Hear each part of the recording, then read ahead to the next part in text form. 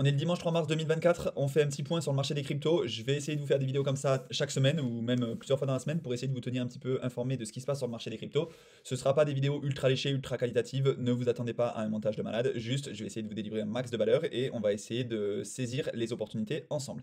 Alors Bitcoin aujourd'hui 62 000 dollars, on a une grosse progression sur le mois de février, on a une bougie là comme vous le voyez absolument colossale, 20 000 dollars d'augmentation, on est passé de 40 à 60 000, on est tout proche de la TH et même pendant le bull run de 2020-2021, on n'a pas eu une si grande bougie. Regardez, là, c'est Bitcoin Archive qui nous propose ça sur Twitter. On n'a pas eu une bougie où on a gagné 20 000 dollars dans un mois. Voilà, c'est quand même assez exceptionnel.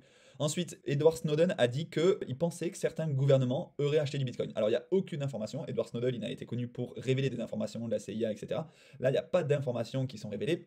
Mais c'est ce qu'ils pensent tout simplement. Ils pensent que certains pays ont fait comme le Salvador, ont acheté du Bitcoin sans forcément le déclarer et le diront quand il y aura quelque chose qui pourra s'apparenter à une grande plus-value. Et donc en mode bravo les gars, vous avez bien fait d'acheter du Bitcoin, alors que quand personne ne voulait en acheter, ben, les gouvernements forcément ne l'ont pas dit. Alors, est-ce que c'est vrai? Est-ce que c'est pas vrai? Est-ce que certains gouvernements ont placé des billes dans les cryptos? On peut pas le savoir, on verra plus tard. En tout cas, si ils l'ont fait, c'est quand même ultra intéressant. Le crypto Fear and Greed, il est dans l'extrême euphorie. On est à 83. Généralement, quand on est à 83, on est plutôt dans des phases de vente. Ceux qui achètent dans l'extrême greed sont généralement suivis d'une légère correction. Donc ça ne veut pas dire qu'il faut vendre, ça ne veut pas dire qu'il ne faut pas acheter, mais généralement c'est dans les phases où on est plutôt dans le rouge, plutôt dans la peur, plutôt dans le fear qu'il faut acheter pour pouvoir espérer une forte plus-value par la suite.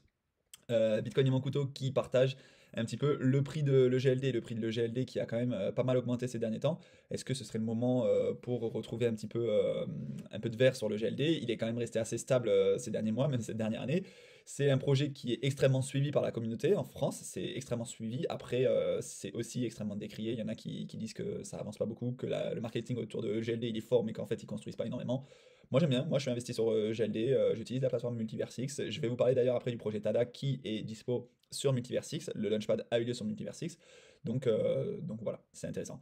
Et on va finir avec l'ATH des cryptos qui est plus qu'à 20%, la market cap des cryptos est plus qu'à 20% de son ATH pendant le précédent cycle. Et ça c'est extrêmement positif parce qu'on commence à remonter en phase d'euphorie et tout simplement ça fait plaisir aux investisseurs et ça fait plaisir à nos portefeuilles. Voilà.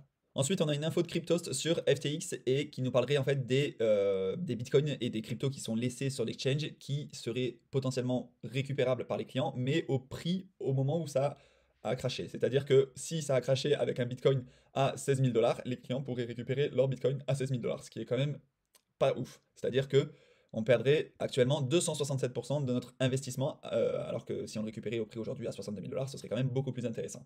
C'est toujours ça de gagner. Maintenant, bon voilà, FTX, moi perso, j'attends plus rien. J'avais plus grand chose sur FTX. J'ai réussi à éviter un petit peu la panique et le crash sur ça.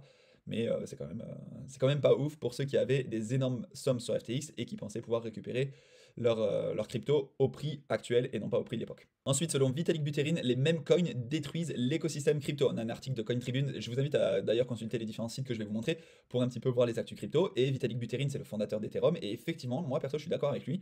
Il dit que les mêmes coins, en fait, c'est, pour vous expliquer ceux qui ne savent pas, c'est des cryptos qui ne servent à rien, tout simplement. Généralement, c'est avec des têtes de chiens, ça a aucun sens. Et c'est des cryptos qui ne servent à rien, mais qui captent pourtant énormément de valeur. On a le Doge, on a le Shiba, on a le PP, on a le Bonk, on a plein de cryptos comme ça qui captent énormément de valeur.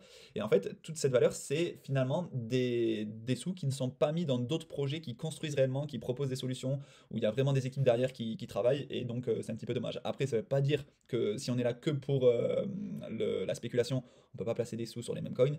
Moi, perso, j'ai du Shiba, j'ai du Dodge, parce que, en petite quantité, parce que ça n'a aucun sens, ça n'a aucun fondement, mais parfois ça s'est avéré très rentable, donc voilà. Journal du Coin, il nous partage l'actu suivante, comme quoi JP Morgan, c'est une énorme banque américaine qui pourrait prédire un Bitcoin à 42 000 dollars après le halving. Le halving, il arrive dans quelques semaines, et selon cette banque, le Bitcoin pourrait avoir une forte baisse, c'est-à-dire un sell the news, buy the rumor, sell the news, on achète la rumeur, on vend la news, et finalement, après le halving, on pourrait avoir fortement une grosse correction. Après, JP Morgan, c'est une banque qui est connue pour être pas très très favorable au Bitcoin, on va pas se mentir, et des fois aussi on a des manipulations de marché. Il n'y a rien qui est prouvé, ça peut être du complotisme pour certains, mais on peut avoir des manipulations de marché qui finalement, en fait, on a des grands acteurs institutionnels qui disent ouais, le Bitcoin c'est pas ouf et tout, et au final, quelques mois après, quelques années après, on se rend compte qu'ils en ont acheté. Je sais pas si c'est le cas de JP Morgan, mais en tout cas, ils prédisent un Bitcoin à 42 000 dollars. Après, moi, je trouve pas ça ouf parce qu'en fait, personne peut prévoir le prix du Bitcoin. On sait pas s'il y a un bull run qui se déclenche après le halving, comme c'est ce qui s'est passé. Potentiellement, on s'en fout s'il soit à 42 000 dollars parce qu'après, potentiellement, il ira plus haut que son ATH. Le ATH, c'est l'all-time high et globalement, on s'en fout du prix à court terme.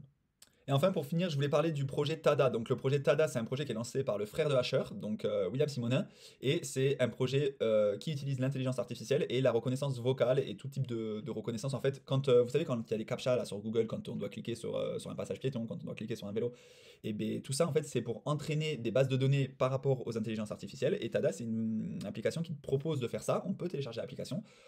En fait, vous pourrez aller voir la vidéo de Iril qui a fait une vidéo très très bien sur le sujet. La vidéo de Asher aussi l'explique très très bien, ça explique toutes les tokenomics, etc. Et c'est intéressant de se placer un petit peu. Pour l'instant, le token il est listé sur deux plateformes d'échange, X Exchange, donc là l'univers de Elrond et donc l'univers de Multiverse X, et l'exchange KuCoin. Donc vous pouvez en acheter facilement sur KuCoin si vous voulez passer par une plateforme centralisée. C'est extrêmement risqué. Il est 2500 sur le classement de CoinMarketCap. La capitalisation, elle est plutôt faible, elle est de 20 millions de dollars. Mais ça peut être intéressant de placer quelques billes parce que c'est un projet qui est ultra intéressant. On n'a pas beaucoup de projets en ce moment qui sont vraiment, vraiment intéressants, qui utilisent l'IA et non pas pour surfer sur la vague.